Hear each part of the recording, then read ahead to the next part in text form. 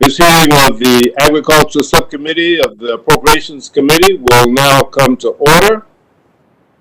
As this hearing is fully virtual, we must address a few housekeeping matters. For today's meeting, the chair or staff designated by the chair may mute participants' microphones when they are not under recognition for the purposes of eliminating inadvertent background noise.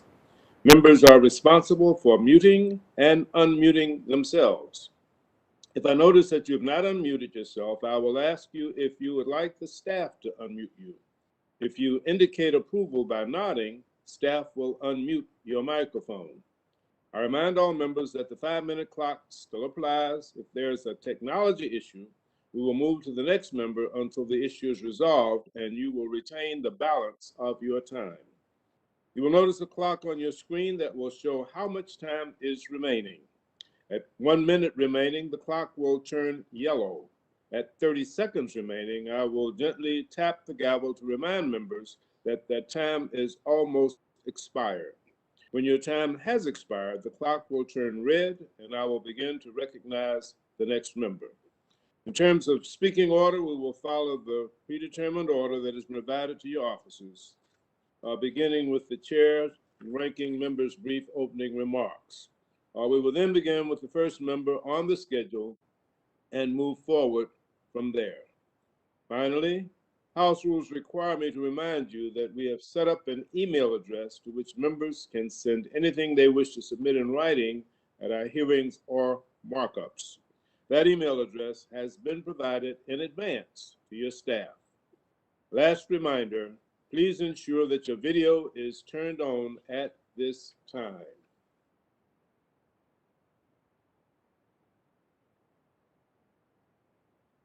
Well, good morning.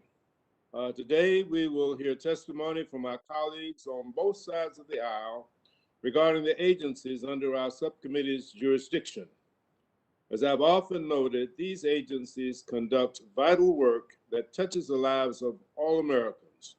And today's hearing represents a great opportunity to listen to a diverse group of members from across the country share your views on a wide range of issues related to our bill.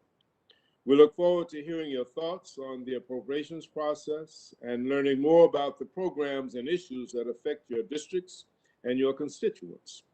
Your input is invaluable as we draft funding legislation for the upcoming fiscal year for the U.S. Department of Agriculture, the Food and Drug Administration, the Commodity Futures Trading Commission, and the Farm Credit Administration. Before we begin, I'd like to remind everyone that we have several members testifying today, so we will need to strictly adhere to the 5-minute rule to remain on schedule. I want to thank every member who has taken time out of your busy schedules to speak with us today, and we appreciate your interest in the work of this subcommittee. Now I'd like to recognize our distinguished ranking member, my partner in this endeavor, Mr. Fortenberry. And I'd like to recognize him for any opening remarks that he might have. Mr. Fortenberry, the floor is yours. Thank you so much, Mr. Chairman. Just a few brief opening remarks, if you will. As you noted appropriately, Mr. Chairman, we're here today to listen to a bipartisan group of members from distinct parts of the country and a wide spectrum of constituency. I also, like you, Mr. Chairman, want to thank every member for their willingness to participate, and please know how much we value your input. We do look forward to hearing more about the programs that affect your district and the communities that you serve. Your input will be critical as Chairman Bishop and I work to responsibly fund the USDA, the Food and Drug Administration, as well as the Commodities Futures Trading Commission and the Farm Credit Administration. Mr. Chairman is well aware of this, but I should point out to everyone listening, members have submitted nearly 9,000 bill and report requests to the Agricultural Subcommittee. I think that's very valuable to learn. As the chairman and I regularly remind members and the public, this bill, through the foods that we grow and eat, the ecosystem of rural livability we create, and the medicines we develop, touches the lives of every single American and millions of people around the globe. Significant member interest showcased here illustrates how important these programs are. Chairman Bishop, I so do appreciate your bipartisan approach to building this bill, and I yield back. Thank you very much, Ms. Fortenberry. At this time, I am delighted to welcome Mr. Jim Hagedorn from Minnesota. Mr. Hagedorn, the floor is yours. Chairman Bishop and Ranking Member Fortenberry, thank you very much for the opportunity, and I appreciate the work that you've done and all the work that you're doing and partnering with committees like the one that I serve on, agriculture, to make sure that we sustain farming and our rural way of life. The district that I represent is in southern Minnesota, the first district, 21 counties, mostly rural, goes all the way from Wisconsin to South Dakota and then Iowa up about 80 miles. I think we're top 10 in the country for agricultural producing district and number 2 for hogs. To put that in some perspective, we have a 13 total ethanol and biodiesel plants in the district. So very heavy on ag, and the work that you perform is very important to us. You know, we saw a lot of what happened, you know, in the last year where it was very difficult for our farmers to get through the coronavirus from one side to the other. I think the previous administration and Congress together in bipartisan fashion did a good job of helping out. But you know, to illustrate how tough it was, for instance, with our hog farmers, when the restaurants closed and the demand for the finer cuts of meat went right through the floor, so did the price for hogs. And we have devastating consequences where we had too many hogs trying to go to the market, and they literally had to cull their herd in many instances. It was a tough time. So we want to avoid things like that, of course, moving into the future. And one way to do that is to try to protect the United States and protect our farmers from things like the African swine fever. Long before anybody had ever heard of the coronavirus and COVID-19, I've been talking about African swine fever and how we didn't want to happen in China and Vietnam and other places. We didn't want that to happen in the United States. So I introduced legislation in the last Congress to augment the number of border inspectors that we would have to make sure that we can try and protect the country that way. Upgrade our beagle brigades that can literally go out and sniff out that pork and try to protect our farmers. And I would hope that you would continue to fund those operations and augment them if possible, because if we get off African swine fever into the United States, it won't affect just our pork farmers.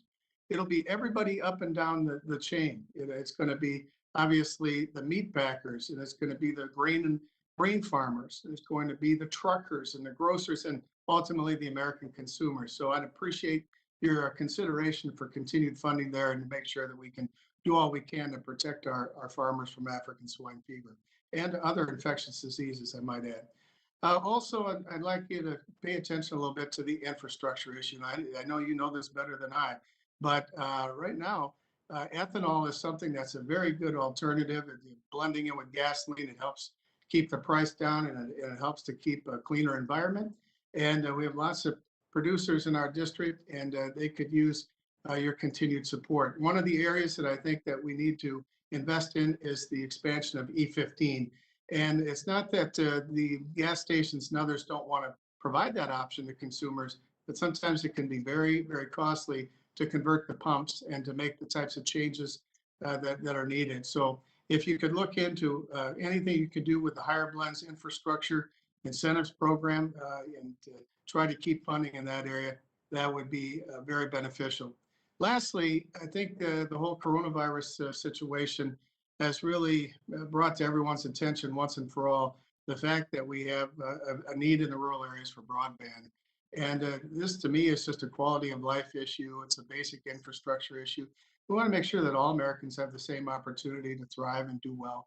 And so I think if we can focus more money on the Rural Connect program, on ag, which is seems to be doing good things, whatever we can do and help the American people, particularly in rural areas, to have that opportunity, and that we're all on the same level. We had kids literally in the district that would have to drive to McDonald's. You all seen these stories. You've heard about it yourself. You've seen it in person, and we just can't have that in the United States anymore. So very happy to work with you on these and other issues. As a member of the Ag Committee, again, I think it's great that we have this partnership. I really appreciate the work of the subcommittee. You've done so many good things for farmers and agribusinesses and our rural citizens. And with that, I yield back. Thanks for your time. Thank you very much, Mr. Hagedorn.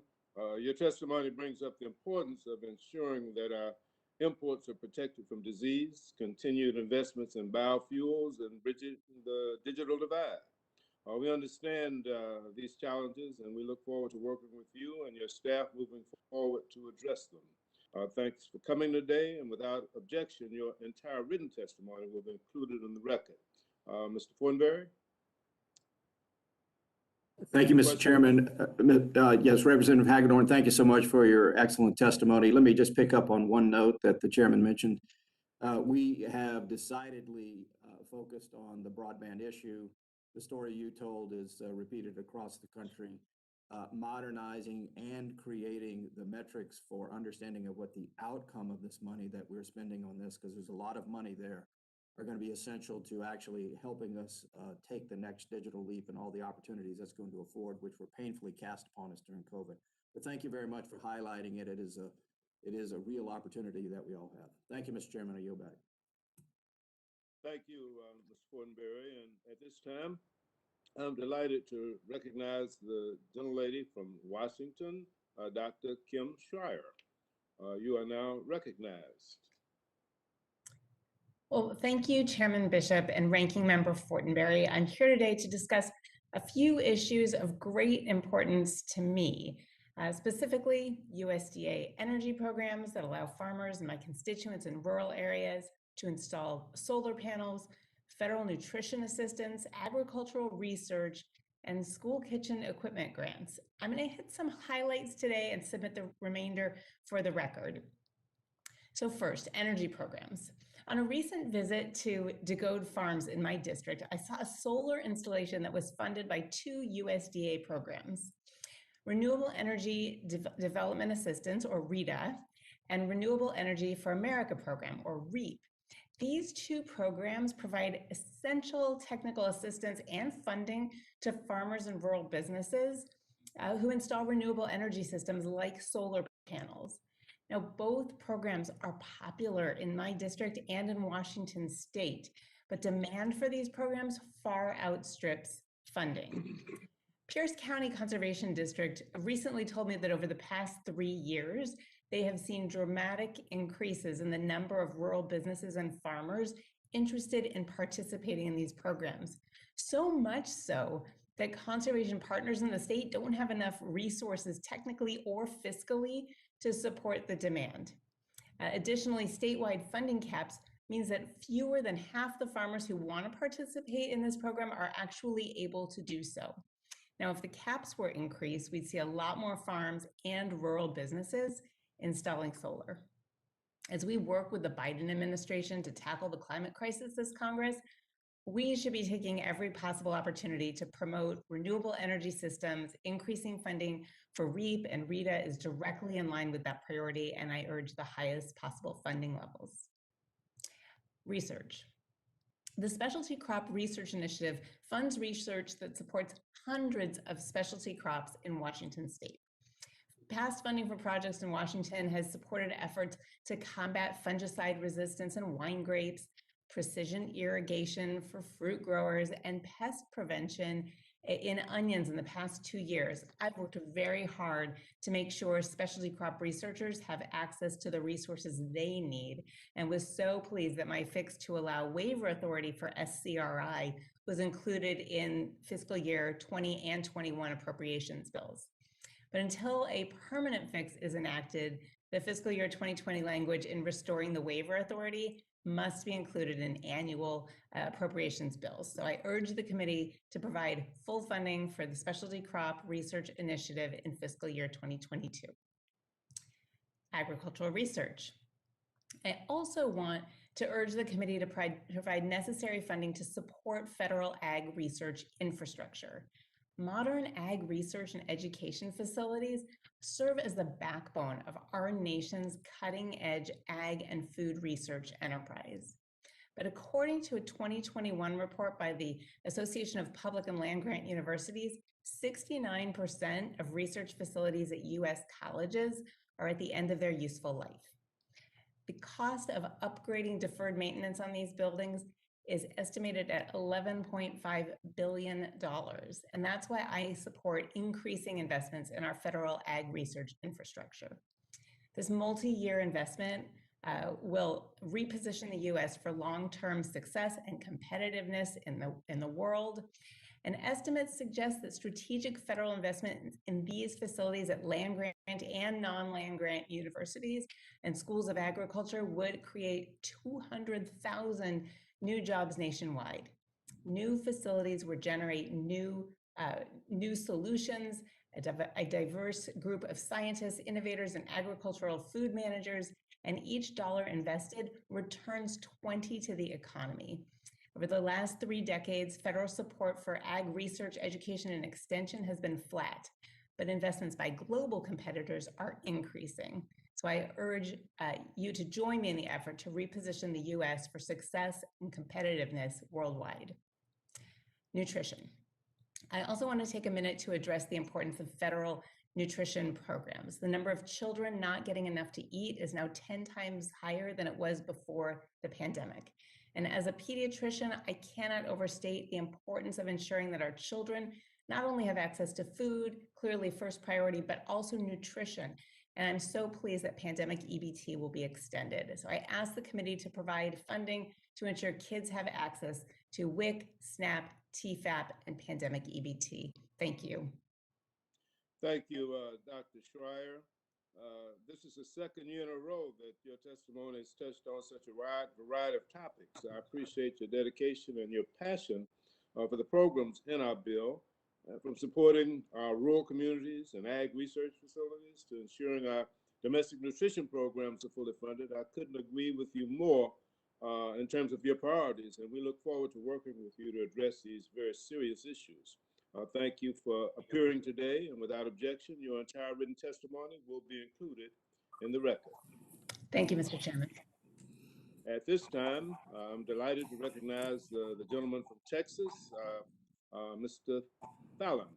Mr. Fallon, you are now recognized. Thank you, Mr. Chair. I appreciate it. Chairman Bishop, Ranking Member Fortenberry, and members of the subcommittee, appreciate the opportunity to testify to discuss our pressing needs for our farmers, ranchers, and rural Americans. The 4th Congressional District is overwhelmingly rural, and I asked the committee to consider the following. The Circuit Rider Technical Assistance Program. As we all know, access to clean and safe water is a necessity. However, providing clean and safe water requires individuals who are able to train others on how to correctly assess clean and access clean and safe water. Texas 4 is home to 92 member water utilities, which directly serves over 370,000 constituents in our district. It's approximately half the district. Circuit riders provide hands-on training to nonprofit water supply corporations, water districts, and small cities on all aspects of clean water issues. They also assist utilities with evaluating alternate technical solutions and recommend operational improvements. I'm requesting the Appropriations Subcommittee on Agriculture provide funding increase for the USDA Circuit Rider Program at 3% more than the $20,157,000 appropriated in FY 2021. Providing this funding will maintain the 132 full-time Circuit Rider employees and will cover increased travel benefits and, of course, inflationary costs. Rural broadband couldn't be more important for rural America. The COVID-19 pandemic brought heightened awareness to our need and dependence upon the internet. With schools and businesses closed, Americans became more dependent on the internet to educate our children, for virtual medical office visits, and to carry out banking activities, just to name a few. We quickly realized that the large swaths of America, and indeed in Texas 4 as well, lacked access to the internet.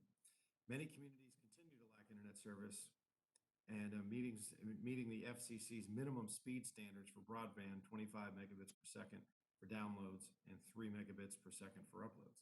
In Texas 4, which includes Hunt, Camp, Fannin, Delta, and Rains counties, that's been a really big issue. It's estimated that 22% of Americans' rural areas lack access to these fixed speeds, compared to only 1.5% of Americans in urban areas.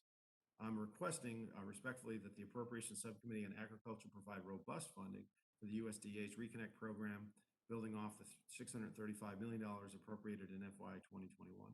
Additionally, I'm requesting respectfully $350 million for the Rural Broadband Loan and Grant Program authorized by the Ag Improvement Act of 2018, the 2018 Farm Bill. Investing in these programs will provide direction that will expand eligibility to areas that still lack basic broadband service, while providing meaningful down payment in our rural communities and their economies at a time when it's most needed. In Americans, it's about fairness, and our rural folks really need to, in the 21st century, the economy, they can't really compete or grow without rural broadband access.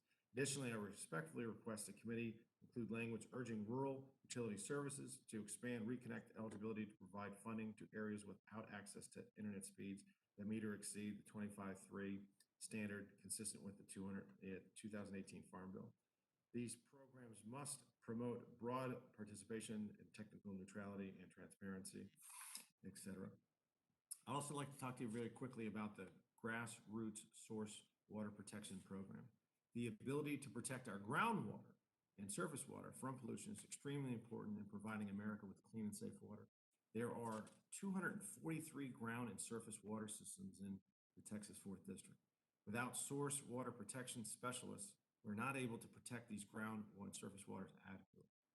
Investing in source water protection allows us to be proactive in prevention by reducing point and non-point source pollutants before they pollute our water.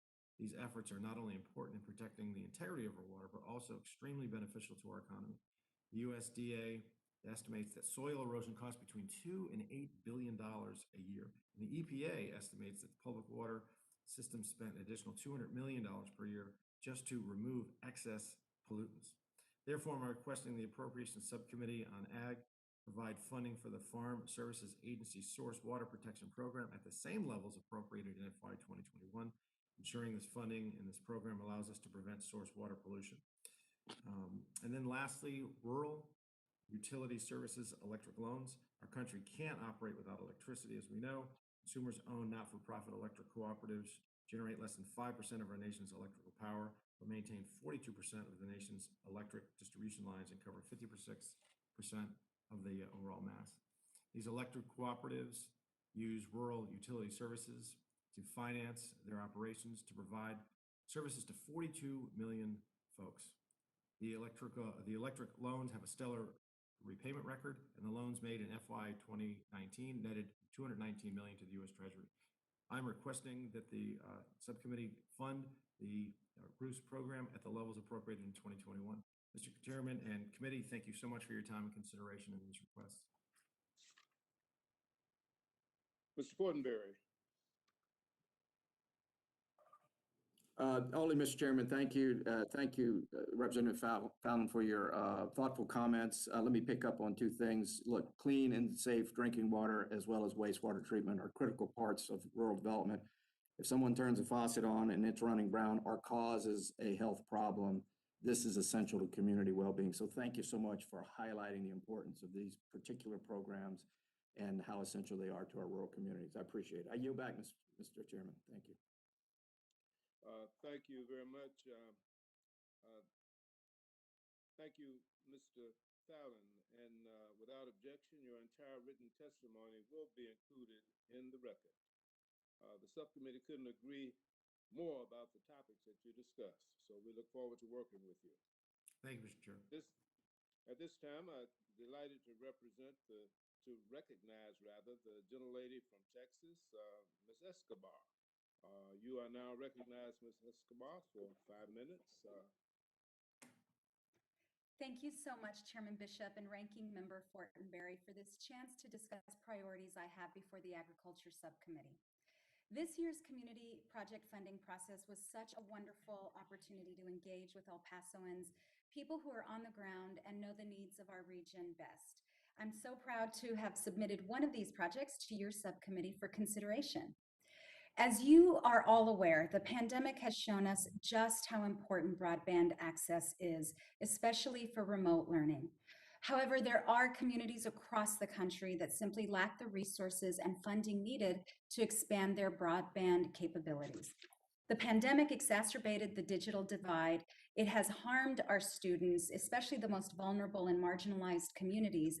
And now we must do what we can to ensure that these very communities have the broadband access they need to prosper for the duration of the pandemic, as well as after it is long over.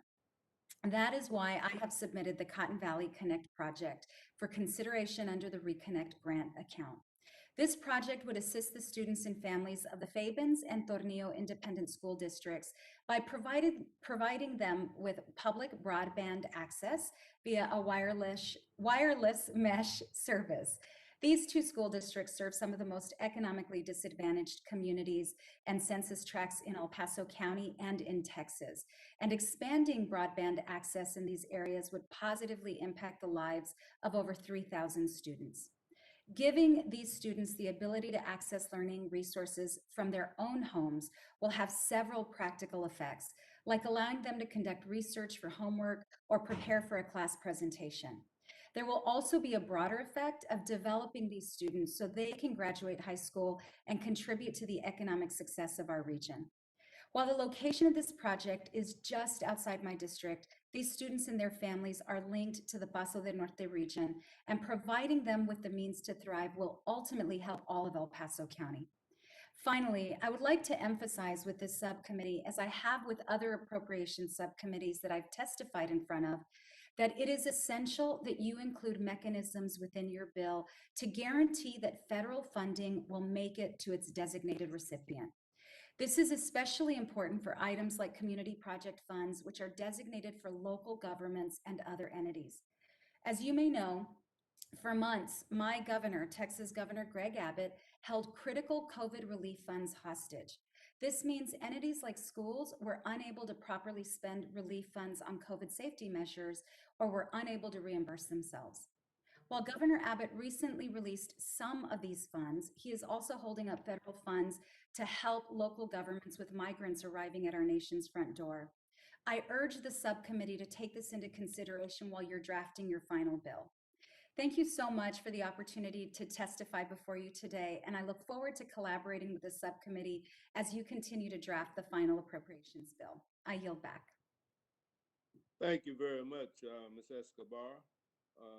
I understand all too well the challenges that communities without adequate broadband face, and our staff is diligently working to vet all of the requests, and it's our hope to fund as many community project funding requests as we can possibly do it.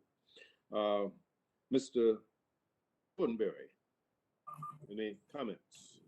Yes, just briefly, Mr. Chairman, thank you. Representative Escobar, thank you for your comments. We appreciate your insights. And as you've probably listened to the hearing, you've noted most other members have also highlighted the broadband issue.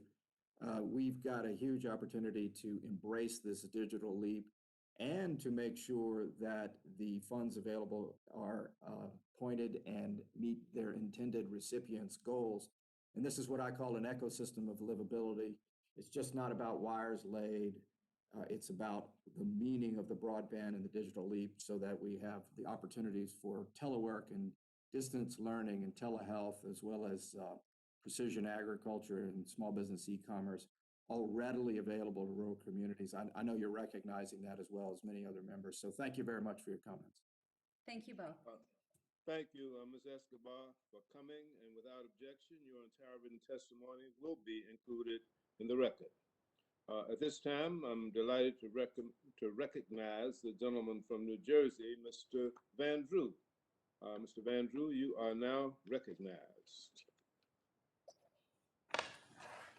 Hello, Chairman Bishop and Ranking Member Fortenberry. Thank you for giving me the opportunity to testify before the Appropriations Agricultural Subcommittee today. I'm here to request $3.75 million in the community project funding towards Salem County Courthouse located in Salem City, New Jersey. This project is eligible and deserving of community project funding through the USDA Community Facilities account. It has received a letter of eligibility from the New Jersey USDA, Office of Rural Development and Community Facilities, as well as letters of support from many local officials. Further, the guidance issued by this subcommittee explicitly references courthouse as an eligible category. Salem County is the seat and the county seat of Salem City, in which the county courthouse is located, is a low-income, low-population, rural, and majority minority community. The county has found itself in an increasingly difficult financial situation over the past decade. Between 2010 and 2015, Salem County lost $530 million in ratables, which is a lot of money in South Jersey. In 2016, it lost another $126 million in rateables. Salem County and Salem City have suffered population loss, divestment, and natural disasters that have significantly impacted the community's finances.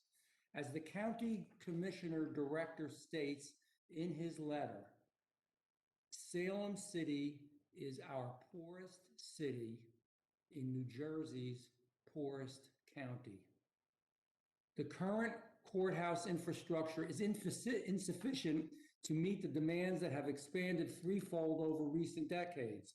The planned improvements expand their facility by nearly 100,000 square feet and address issues including failure to comply with handicapped accessibility, lack of ballistic glass in windows, lack of sufficient camera coverage on the premises, lack of duress alarms, lack of proper screening areas, lack of secure and separate parking areas for our judges.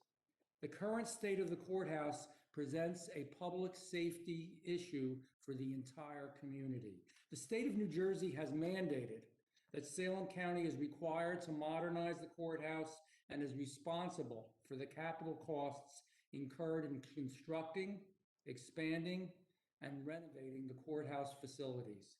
Salem County not only supports the community project funding submission, the community needs to survive this obligation being forced upon the county. The Salem County Courthouse project, which is in sum will amount to an obligation of $38 million, is yet another liability against the county's finances. The county has already obligated $30 million through debt financing, which is a tremendous burden for an underprivileged county such as this. The money will serve as a match against the requested community project funding relief.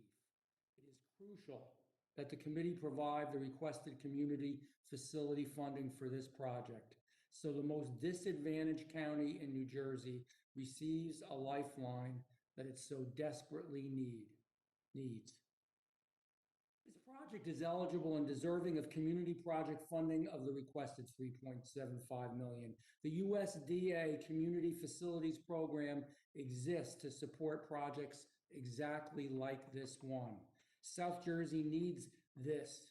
South Jersey needs it very much, and Salem County needs this and needs it very much. And Salem City needs this funding, which will keep our communities safer and the scales of justice moving as they were intended to with safety. I urge you to include this funding in this year's appropriation. And just remind you to please remember what the Commissioner Director said. Salem City is the poorest city in New Jersey's poorest county. Thank you for your time, Ranking Member Fortenberry and Chairman Bishop, and I yield back. Thank you very much, Mr. Van Drew. Courthouses are an important symbol for the communities that they serve, and I look forward to working with you. Our staff is diligently working to vet all of the requests, and it's our hope to fund as many community project funding requests as we possibly can. Mr. Fortenberry, any comments from you?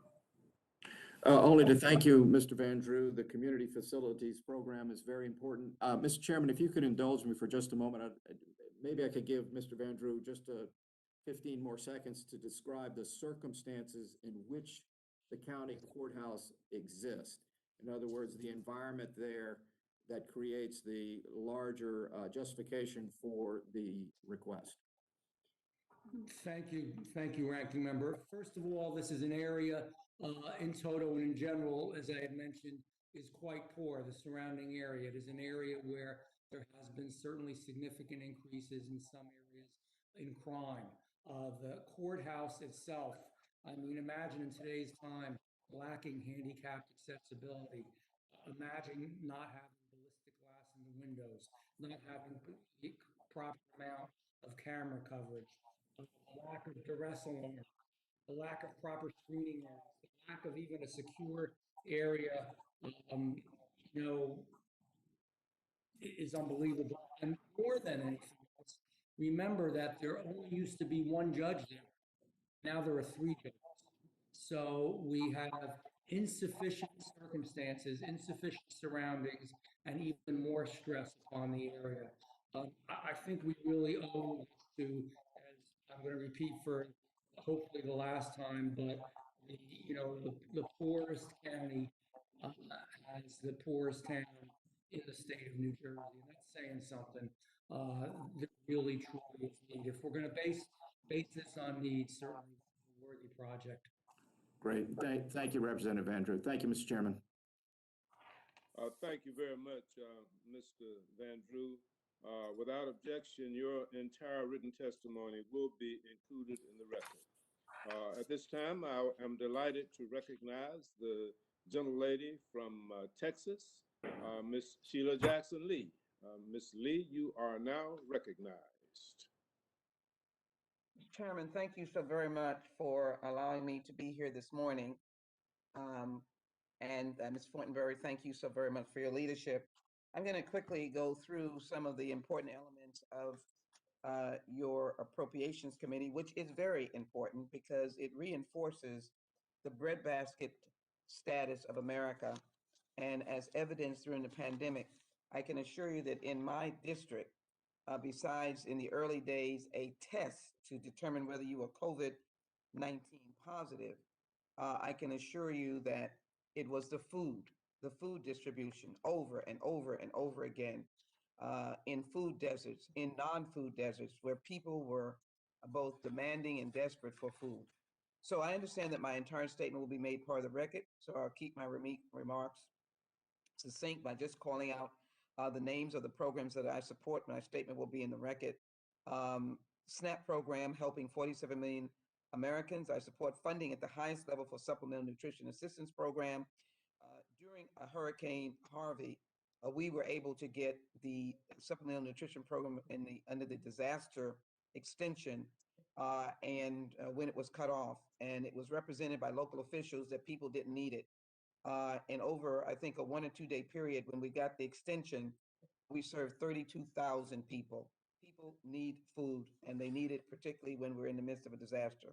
I support full funding for Special Supplemental Nutrition Program, which is the WIC program, which offers both nutrition, education, referral services. I support $330 million for the Emergency Food Assistance Program. So I support the $65 million for the USDA Summer Electronic Benefits Transfer for children. Support the $39 million for grants under Section 105 of the Healthy and Hunger-Free Kids.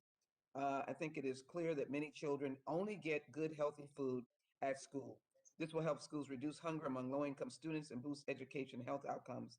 I have schools in my district that the only food that these children receive is what they receive at school, which is why the pandemic was so devastating and why the summer school program is so desperately needed. I support $22 million for the Senior Farmers Market Nutrition Program. We're establishing farmers markets throughout my district. I support $240 million for Commodity Supplemental Food Program.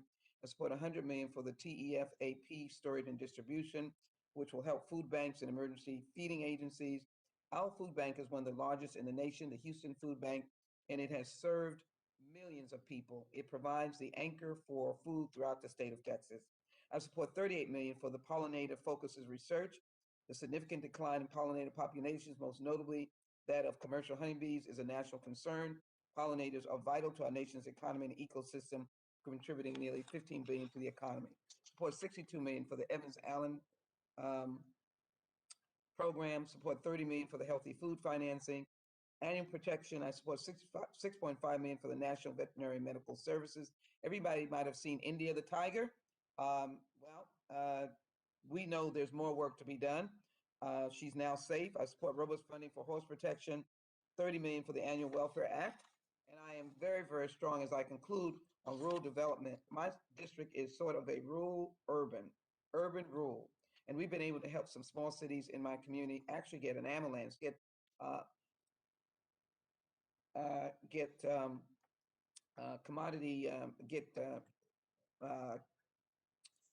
cameras for their police officers. So it is very important. I support $335 million for commodity futures trading, $55 million for Hispanic serving agricultural colleges. I support $17.9 million for the USDA circuit rider. And if I might, I probably, as I see the time, just quickly It is in my statement, but I would like to have report language because the committee is cognizant of the vulnerabilities to safety and security of persons, property, and interest working and located in the U.S. Capitol and its environments. And so I would like to ensure that there is report language regarding the secretary should take, including undertaking immediate review of a clearance. Security clearance holder is reported to have engaged in violent acts against individuals, property, or public spaces based on the security clearance holders association or sympathy with persons or organizations that advocate, threaten, or use force or violence or any other illegal or unconstitutional means in an effort to prevent others from exercising their rights under the Constitution or laws of the United States or any state based on the factors including at a minimum race, religion, national origin, or disability. Thank you so very much for allowing me to be here, and the conclusion or the totality of my statement will be included in the record. Thank you very much, Mr. Chairman, for your indulgence, your patience. Thank you so very much.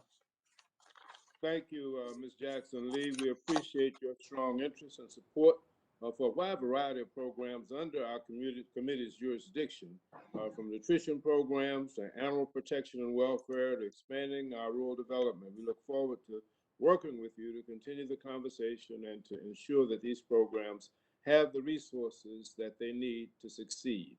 Mr. Fortenberry, any questions or comments from you?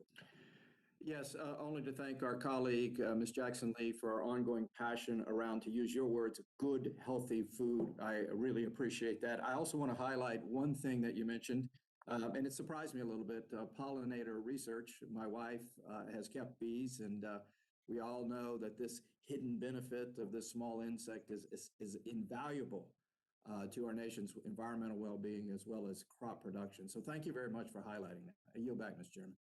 I thank you.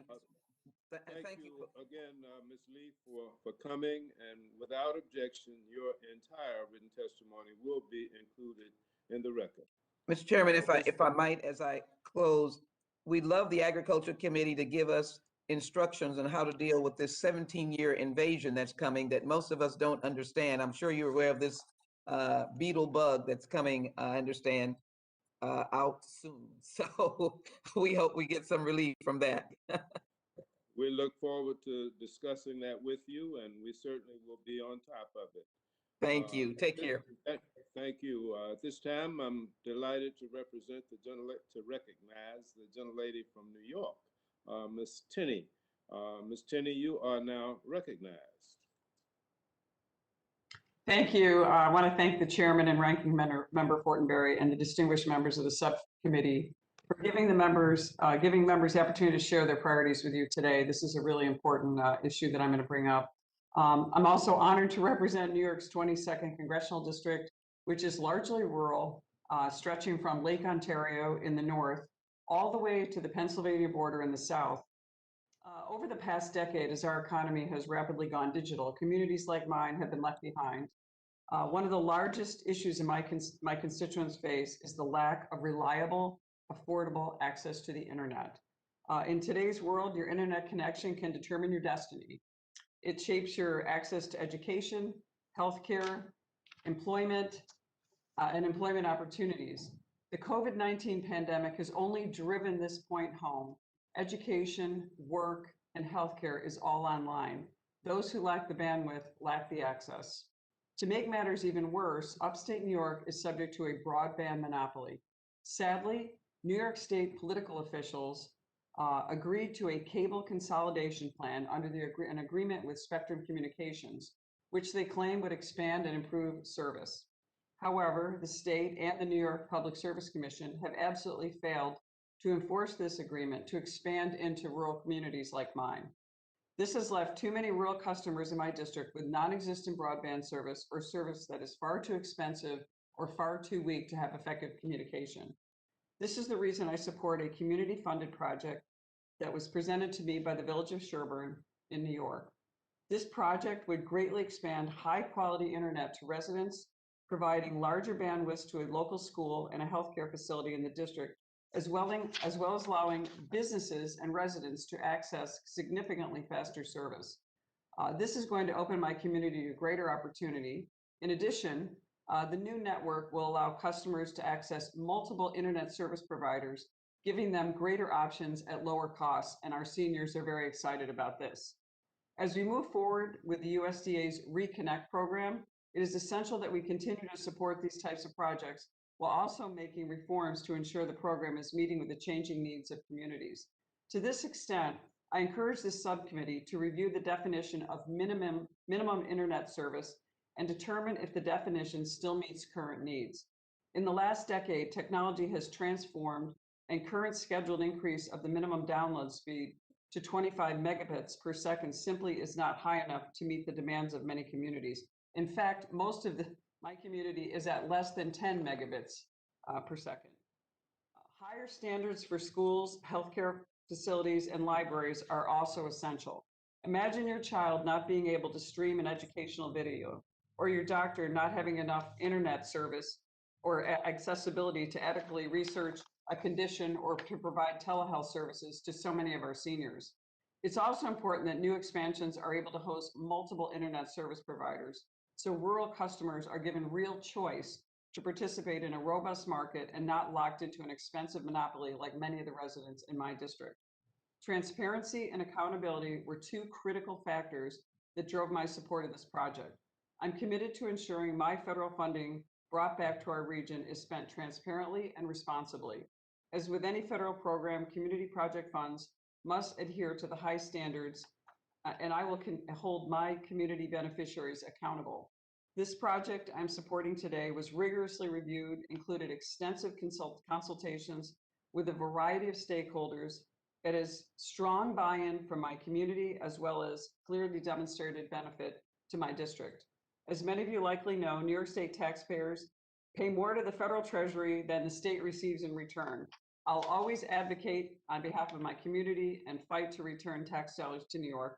Thank you again, Mr. Chairman and the subcommittee ranker for giving us this opportunity to present our request. Thank you, and I'll take any questions, if any. I yield back. Thank you very much, Ms. Tenney. Thank you for your testimony. We understand the challenges that communities without adequate broadband face.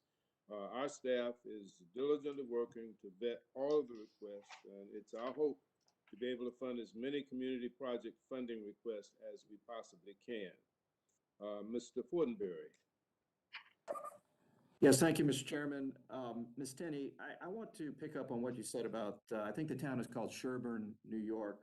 Working with Chairman Bishop, we created a new program over the last 2 years called the Rural Placemaking Innovation Challenge.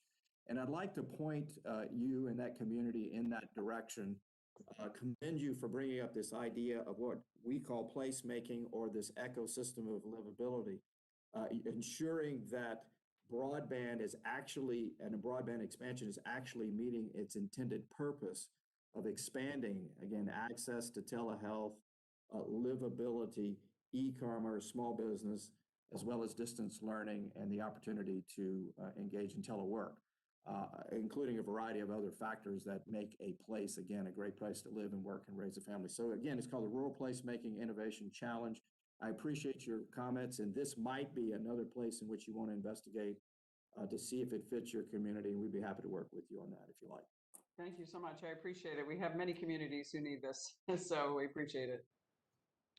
Thank you, Ms. Tenney, and without objection, your entire written testimony will be included in the record. At this time, I'm happy to recognize the gentleman from Tennessee, Mr. Rose. Mr. Rose, you are now recognized.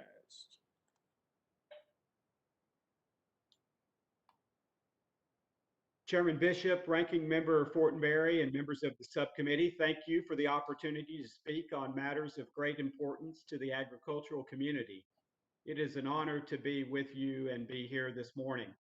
I come before you today to request level funding for the non-land grant Colleges of Agriculture program through the National Institute of Food and Agriculture, or NIFA, so that our non-land grant institutions of higher learning may continue to educate and train future leaders of the agricultural industry. Since the 2008 Farm Bill authorized its creation, NIFA has collaborated with leading scientists, policymakers, experts, and educators and organizations throughout the world to find innovative solutions to the most pressing local and global problems. I can think of no better way than that NIFA accomplishes this mission than through their support of their capacity building grants for non-land grant colleges of agriculture. These grants focus on improving research, outreach, and post-secondary level educational activities related to food, agriculture, natural and renewable resources, human sciences, and other similar disciplines. The NLGCA program has been a critical asset to preparing 32,000 graduates annually for a successful career in the agricultural industry. This program offers a hands-on approach to learning for undergraduate research balanced by a curriculum focused on business principles, critical thinking, problem solving, decision making, creativity, communication, and teamwork. By graduation, students are well prepared to return to their family's farm, begin a career in public service, pursue further learning, or find other ways to contribute to our nation's agricultural community. Of the 58 NLGCAs across the United States, awarding 25% of all baccalaureate degrees in agriculture, food, and natural resources related majors, the need is stronger than ever to support this vital learning program. Additionally, I urge the committee to support my community funding request for $5 million to be directed to Tennessee Technological University for the development of a 10-acre greenhouse complex to enhance the availability of hands-on educational opportunities for students at the TTU School of Agriculture. Part of what makes STEM education so unique is the necessity for students to not only have access to outstanding teachers, textbooks, and classrooms, but equally as important are the opportunities for experiential learning. For students in STEM majors, it is critical that as part of their education, they have the chance to experiment with the lessons, methods, and theories they learn in their lectures. This greenhouse complex would make that possible. If built, this greenhouse will provide TTU students and farmers from across the Upper Cumberland region the opportunity to grow produce using state-of-the-art technology that is affordable on a small scale and is also scalable to larger operations. The complex would also provide employment opportunities for students to assist with educational expenses while providing local food banks with fresh produce in the area. Finally, it's worth noting that the students who would make the greatest use of these facilities are predominantly women. Therefore, this project would bolster diversity in the agricultural industry and provide greater opportunities for young women who choose to pursue careers in agriculture.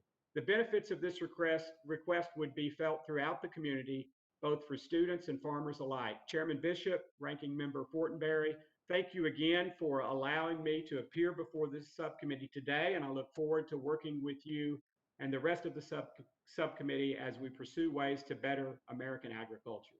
Thank you. I yield back. Thank you very much, Mr. Rose. We must continue to invest in the education and training for the future leaders of agriculture, and we will continue to do this through NIFA. Your commitment to education and training is also reflected in your community project funding request, and our staff is diligently working to vet all of the requests, and it's our hope to fund as many of these projects as possible. Mr. Fortenberry. Thank you, Mr. Chairman. Thank you, Representative Rose, for your thoughtful comments. The importance of agricultural education across a variety of institutions. Dr. Castillo, who runs NIFA, was before our committee last week. If I can make a personal recommendation, I think some dialogue directly with her might be a benefit to you. Part of the guiding principles that she pointed out are stewardship and profitability as they inform the intentionality of their organization. And I thought that was very thoughtful and insightful because, again, this idea of sustainability is stewardship of the resources that we have and making sure that it provides revenue back to the farmer. So just, again, a personal note, maybe a recommendation you might want to take up to have direct dialogue with her, but I really appreciate your thoughtful comments. Thank you, Mr. Chairman. Thank you, Mr. Fortenberry and Mr. Rose. The subcommittee appreciates your testimony very much, and without objection, your entire written testimony will be included in the record. At this time, I'm delighted to recognize the gentleman from Indiana, Mr. Baird. Mr. Baird, you are now recognized. Thank you, Chairman Bishop and Ranking Member Fortenberry, for this opportunity to join you today and share initiatives I feel are priorities for the agricultural industry. For those of you who don't know me well, I represent Indiana's 4th Congressional District, the largest ag district in an already ag-heavy state. I am a PhD animal scientist and a farmer myself, so needless to say, I have a great passion for serving our nation's farmers and ranchers and providing the tools needed to keep America's food system healthy, affordable, and stable. The first item I'd like to call your attention to is increased funding and direction for FDA's Center for Veterinary Medicine for evaluation and approval of animal food ingredients. Animal food manufacturers are researching and bringing to market innovative feed ingredients that can improve animal nutrition, animal health, production, make the food safer, and reduce the industry's environmental footprint. They are able to do this because regulatory schemes elsewhere in the world have kept pace with the evolving science of animal nutrition. Unfortunately, our farmers and ranchers in the United States are missing out on these opportunities, some of these ingredients due to the Food and Drug Administration's outdated way of regulating these products and reductions and restrictions on how they are marketed. I ask this committee to urge the FDA to modernize its policies to allow feed ingredients with production animal well-being, food safety, and environmental claims to be regulated as foods rather than drugs.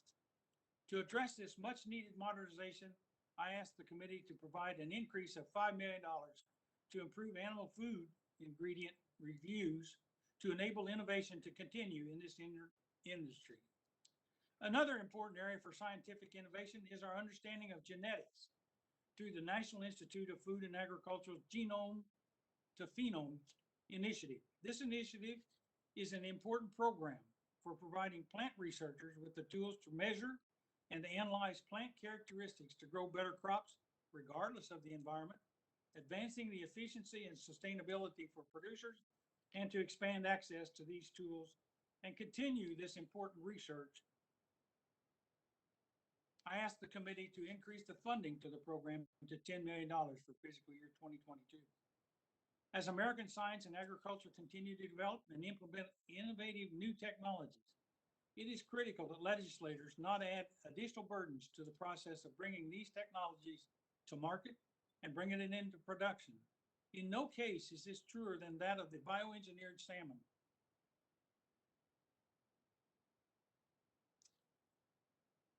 Aquabounding, an aquaculture company in my state, has developed a product that has repeatedly been proven safe and can sustainably increase domestic production of high quality protein. Unfortunately, past Senate appropriations language has stymied the commercialization of this innovative technology by placing additional requirements on the product. I asked that this year's House appropriations package include language to allow the sale of this product labeled as bioengineered in line with the disclosure standard. I have provided suggested bill language for the record, as well as through the appropriations request portal. Another area, oat production and oat consumption in the U.S. has increased over the years. Oat production has steadily decreased, resulting in U.S. mills importing over 90% of their oats from Canada. In order to bring oat production back to the U.S., I asked the committee to continue to support ARS's genetic oat research program by providing an increase of $2.25 million so that our nation can become self-sufficient. In addition to the previously described programs whose funding I feel is critical and of critical importance to the success of modern agricultural industry, moving forward, I would like to express the importance of and my broad support for, as already has been mentioned, the Rural Development Cooperative Grant Program, full funding for critically important National Animal Health Laboratory Network, full funding for the Agriculture Advanced Research and Development Authority, broad support for funding that increases the adoption and consumer access to biofuels like ethanol, and broad support for USDA programs that help provide access to broadband connectivity for those in rural America who currently lack that access. I feel strongly that the programs I've highlighted for you this morning are critical to continued success of agriculture and the agricultural industry. I will play a critical role in providing a healthier, more affordable, and more sustainable food system situated to help solve some of the nation's most pressing issues. I hope that you'll share my passion for this effort and support these requests. I look forward to working with you on these and other issues moving forward, and thank you for your time today. With that, Mr. Chair, unless you have any questions, I yield back. Thank you, Dr. Baird. You've mentioned a couple of topics that we had not yet heard today, and I thank you for bringing those issues to our attention. And as a member of the Agriculture Committee, you know how vital agricultural research is to our country, and I will continue to ensure that research initiatives are sufficiently funded across the board. Mr. Fortenberry? Thank you, Mr. Chairman. Thank you, Dr. Baird. As I should mention this, you noted that you're a farmer, and clearly with your PhD work, you have a substantive background in nutrition and outcomes for our food processing system. Something that many members I don't think are aware of is that you are a Vietnam veteran as well. I just wanted to highlight that, Dr. Baird, and again, thank you for your service and thank you for your testimony today. Thank you. Appreciate it. We appreciate your testimony, and without objection, your entire written testimony will be included in the record. At this time, I am delighted to recognize Mr. Raja Krishnamoorthi of Illinois. Mr. Krishnamoorthi, you are now recognized. Hey, thank you so much, Chairman Bishop, Ranking Member Fortenberry, and members of the subcommittee. And I have to compliment you. Everything is running on time. So congratulations. Thank you for the opportunity to testify here this morning. I'm coming to you not only as a fellow member of Congress, but as a father of three. I wanted to sound the alarm on something that we only learned about recently through an investigation on the House Oversight Subcommittee on Economic and Consumer Policy, which is that a lot of our baby food contains dangerous neurotoxins. This recent investigation revealed that, unfortunately, there are high levels of lead, arsenic, cadmium, and mercury contained in very popular baby food brands, including Gerber, Happy Baby, Hain, and Beechnut. Now, as a father of three, my wife and I have been a profit center for baby foods in the past. We've purchased a lot of baby food, and unfortunately, this was a shocking discovery that we came across. Just to give you an example, the FDA will not allow more than 10 parts per billion of lead in a bottle, an adult quantity of bottled water. But what we found is that baby foods routinely have 641 parts per billion of lead, 345 parts per billion of cadmium, and 180 parts per billion of arsenic. And as you know, all of those are dangerous for human life. The consequences of consuming these toxic heavy metals in infancy and early childhood are significant and lifelong. They cause deficits in IQ. They cause behavioral problems such as attention deficit and hyperactivity disorder, and they cause central nervous damage as well. And so this is deeply, deeply troubling and disturbing. The public reacted to our investigation with outrage and confusion. They said, how could these brands, some of them generations old American icons, allow their foods to harm babies? As a parent myself, I can assure you there is nothing more gut-wrenching than the knowledge that you may have caused your children harm even unwittingly. Therefore, parents demanded action. The FDA responded to our investigation by launching the Closer to Zero program, which is aimed at reducing the content of lead, arsenic, cadmium, and mercury in baby food over the coming years. This long overdue step is welcome, but it currently lacks the urgency needed to meet the needs of protecting babies' brains.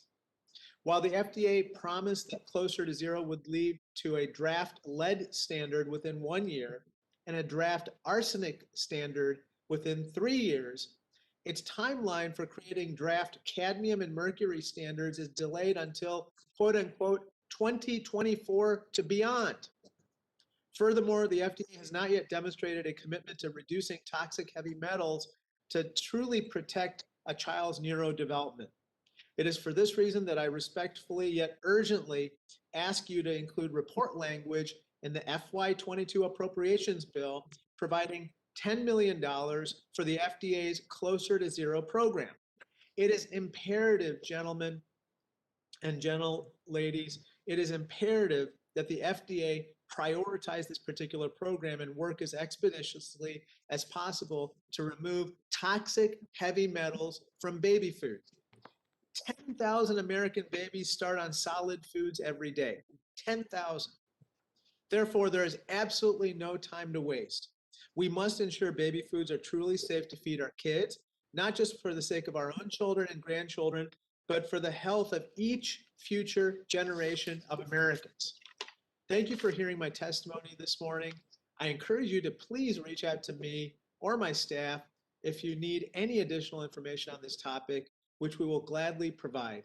I greatly look forward to passing an annual appropriations bill under your leadership that will further ensure the health and well-being of our children. Nothing could be more important. Thank you so much, and I yield back. Thank you very much, Mr. Krishnamoorthi. We absolutely must do all that we can to protect our babies and young children from exposure to toxic heavy metals. We will work very closely with FDA to ensure the Closer to Zero plan is effectively implemented. Mr. Fortenberry, you are recognized. Thank you, Mr. Chairman. Thank you as well, Representative Krishnamoorthi, for the insightful testimony. Let me ask you one question. In what oversight hearing was this a focus? I know it was last year, but where did this occur? This was in the Oversight Subcommittee on Economic and Consumer Policy.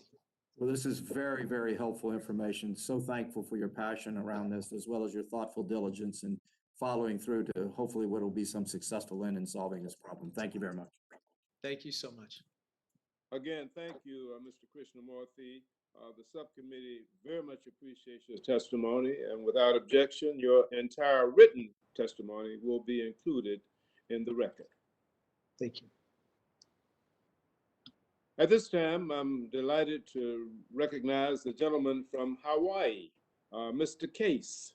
Mr. Case, you are now recognized. Mr. Chair, Ranking Member, and members of the subcommittee, mahalo for the opportunity to testify before you today on critical needs for Hawaii agriculture. My Hawaii has been blessed with some of the most productive and diverse agriculture in the world throughout our history. From ancient taro through a century and a half of sugar and pineapple and into today's high-value macadamia nut, coffee, and tropical fruit and flower crops, as well as ranching, Hawaii agriculture has remained vibrant, a primary economic driver and the foundation of our rural communities. Yet Hawaii agriculture has its own challenges which require federal attention. For starters, invasive species, a major issue throughout our country, are especially acute in Hawaii, where, because of our isolation and unique ecosystems, they have especially devastating effects requiring extraordinary prevention and mitigation actions. And the pace of new introductions and damage is accelerating.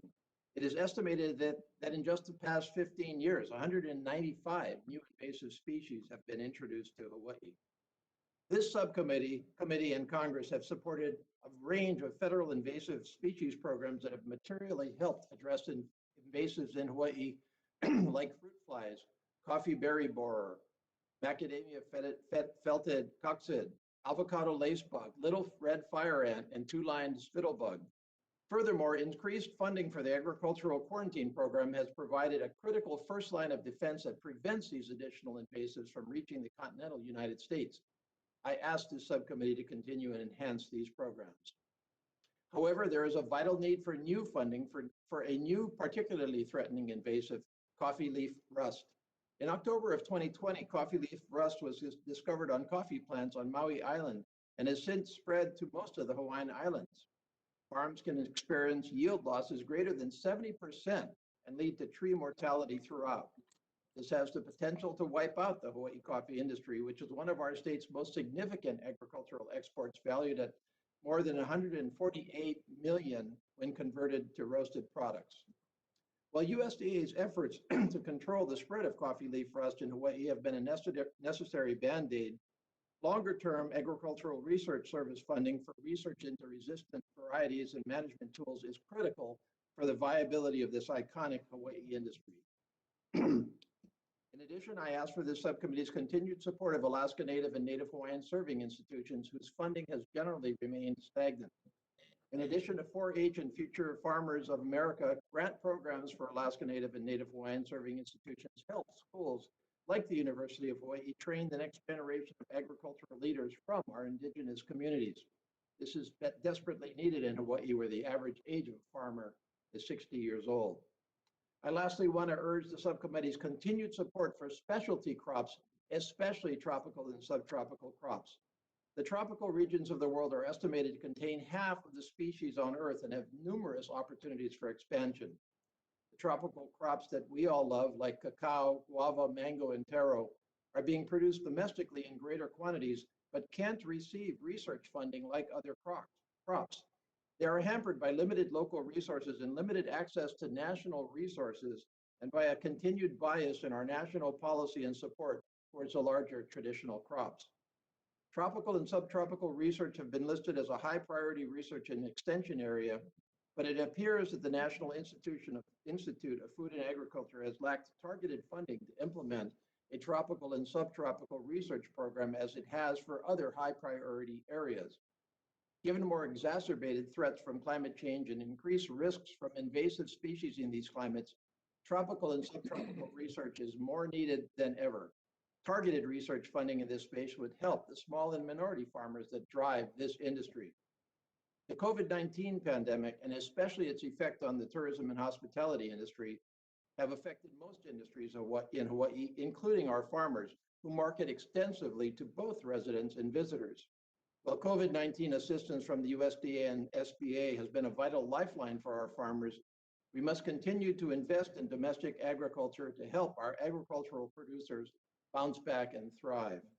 Thank you so much again for the opportunity to testify before you today and for your careful consideration of the needs of Hawaii agriculture. Mahalo. Thank you, Mr. Case. Your highlight of the unique challenges that are facing the agriculture industry in Hawaii is an important example of how many producers around the country depend on strong USDA programs. We look forward to continuing to work with you to make sure that USDA has the resources that it needs in order to succeed. Mr. Fortenberry. Thank you, Mr. Chairman. Thank you, Mr. Case. I was very engaged by your testimony. I come from a big agricultural country where we have traditional crop production and livestock production, but we always consider agriculture to be a big family.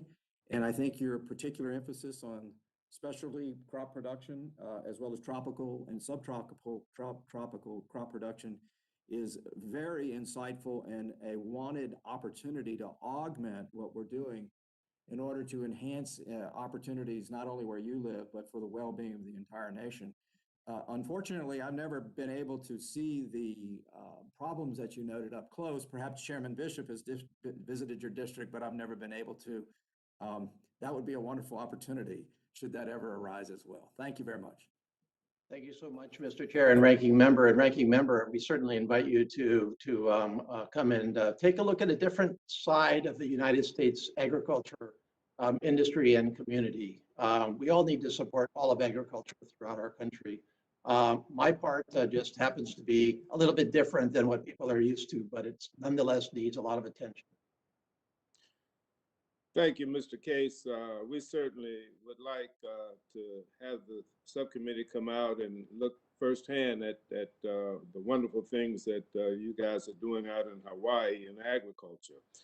We appreciate your testimony very much, and without objection, Your entire written testimony will be included in the record. Thank you. Let me take this opportunity to thank all of the members again for testifying before our subcommittee today. We appreciate your coming out and taking the time to talk to us about projects and programs that are important to your constituents. Your input will be vital as we move forward with the 2022 appropriations process. At this time, I'd like to recognize my friend and my partner, Mr. Fortenberry, for any comments that he would like to make before we close. Only briefly, Mr. Chairman, thank you so much for your leadership. I thought this was a great and insightful discussion today across the broad range of agricultural considerations and rural development considerations that are affecting America. Really appreciate your willingness to hold this. Again, agriculture in so many ways can transcend so many of the divides across the nation, and I think we heard that today. We're all singularly focused on a safe and healthy and vibrant food system, as well as vibrant rural communities. Thank you, Mr. Chairman. I yield back. Thank you, Mr. Fortenberry, and thank you again to all of the members in attendance. And a special thanks to our staff who so efficiently put this hearing together and kept us on time. For members who were not able to attend the hearing to testify in person, if you wish to submit written testimony, please do so by the end of the day. Your entire testimony will be included in the record. With that, this subcommittee is now adjourned.